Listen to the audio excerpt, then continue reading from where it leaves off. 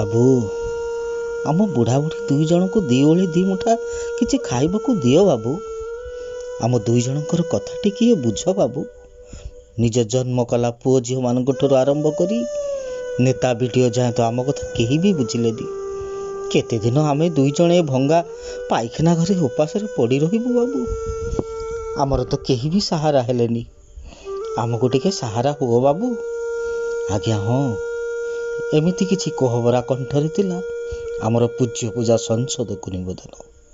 आमे कहूचु बालेश्वर जिला बाहानगा ब्लॉक अंतर्गत खरासाहपुर गाँव मागुणी सेठी बयस 85 और पार्वती सेठी बयस 75। परिवार कहले तांकर थिला 3 झियो और 2 पुओ हेले से आजी निसहाय। 3 झियोंकर विवाह परे 2 पुओं को विवाह करी घर को बोहू करी आनिथिले। भाविथिले परिणत बयसरे पुओ बोहूंकर सेवा पाई नाती नातुणी सांगरे खुशी रे समय काटिबे, किंतु विधिर विधान थिला किछि अलगा।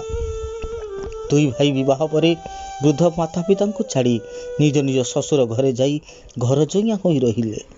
निज बापा माँ को अलगा अलगा किछि दिन निज पाखरे रखिले आ पुणी घरे आनी छाड़ी देले। बिचरा बापा माँ 2 जन पाख घर मागी जाची पाइखाना रहिले कारण तांकर घरटी संपूर्ण भांगी जाइथिला। वीडियो मध्य परिदर्शन करी साहाଯ୍यर प्रतिश्रुति देइथिले, किंतु सब प्रतिश्रुति जेपरी पानीर गार पलटि गला। शेषरे आम पूज्य पूजा संसदर कर्मकर्ता माने पहुंची तांकु सेठु उद्धार करी गुड़ स्थित निराश्रय शिवमुनि वृद्धाश्रम छाड़िथिले एवं सेमानंकर परिचालनार समस्त भार ग्रहण करथिले। आश्रम रे पहुंची सेमानंकर जेपरि मुखमंडल रे एक नुआ जीवनर आभास पाइथिला। हाँ आज्ञा तांकु जेतेबेले उद्धार कलु तांकर 2 निरीह कल आखि देखी आम आखिरे सतरे लुह छलछल हो जाइथिला।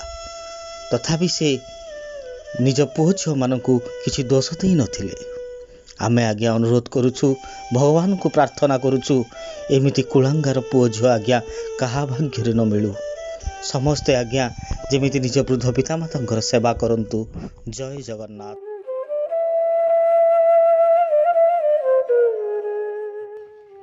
आज्ञा मु हूँ सुधाकर मुनि।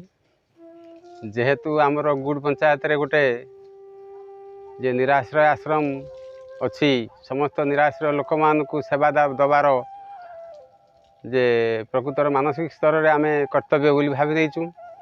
से आमर जो संगठन पिला माने अच्छंती आज आम पाखे जो आम सदा सर्वदा आम पाखे ठिया है कि अच्छंती पूज्य पूजा सांसदर जे पिला माने आउ तथा तांकर संपादक आमर अजू सारे से आज मते 2 दिन 3 दिन पूर्व खबर देइथिले जे आमर बुढ़ा बुढ़ी 2 जन अच्छे मौसा मौसी खरासाहपुर आमे तांको नै करी जीवु।